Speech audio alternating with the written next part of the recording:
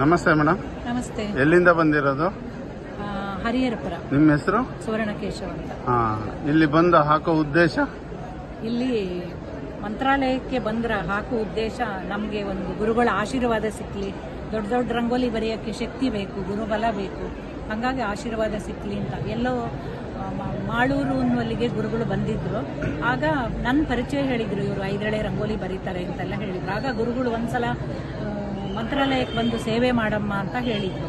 ಹಾಗೆ ನಾನು ಅಲ್ಲಿ ಪ್ರೇಮಕ್ಕನ ಹತ್ರ ಹೇಳ್ತಾ ಇದ್ದೆ, ನಾವು ಒಂದು ದಿವಸ ಹೋಗೋಣ ಅಂತ. ಅವರ ಆಶೀರ್ವಾದದಿಂದನೇ ನಾವಿಲ್ಲಿ ಬಂದಿದ್ದೀವಿ.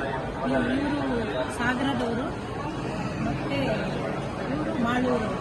ಹಾಗೆ ನಾವು ಶಿವಮೊಗ್ಗ ಸೈಡೆಲ್ಲ ಹಾಕುವಾಗ ಇವ್ರುಗಳನ್ನೇ ಕರ್ಕೊಳ್ತೀವಿ. ಇನ್ನು ಬೆಂಗಳೂರು ಸೈಡಲ್ಲಿ ಹಾಕುವಾಗ ಅಲ್ಲೊಂದು ಟೀಮ್ ಇದೆ, ಹರಿಹರಪುರ ಆ ಕಡೆ ಹಾಕುವಾಗ ಅಲ್ಲೊಂದು ಟೀಮ್ ಇದೆ. ಹಾಗೆ ಎಲ್ಲೆಲ್ಲಿ ಹೋಗುವಾಗ ಯಾರ್ಯಾರು ಅನುಕೂಲ ಆಗುತ್ತೋ ಅಲ್ಲಿ ಕರ್ಕೊಂಡೋಗಿ ರಂಗೋಲಿ ಬರೀತೀವಿ. ಇದರ ಸ್ಪೆಷಾಲಿಟಿ ಏನು?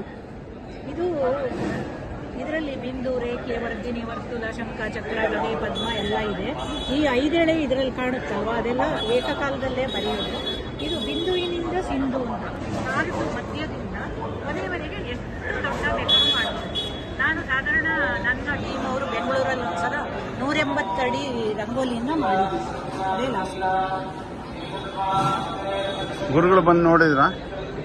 ನಿನ್ನೆ ಅರ್ಧ ರಂಗೋಲಿ ಆಗುವಾಗ ಬಂದಿದ್ದಾರೆ ರಂಗೋಲಿ ನೋಡಕ್ಕೆ. ಆದ್ರೆ ನಾವು ಈಗ ಈ ಬಿಸಿಲಲ್ಲೂ ಕಾಯ್ತಾ ಇರೋದು ಗುರುಗಳು ರಂಗೋಲಿ ನೋಡಿದ್ರ ಮೇಲೆ ಹೊರಟು ಹೋಗೋಣ ಅಂತ ಒಂದು ಆಸೆಯಿಂದ ಕಾಯ್ತಾ ಇದ್ದೀವಿ. ನಮಸ್ತೆ ಮೇಡಮ್. ನಮಸ್ತೆ ಸರ್.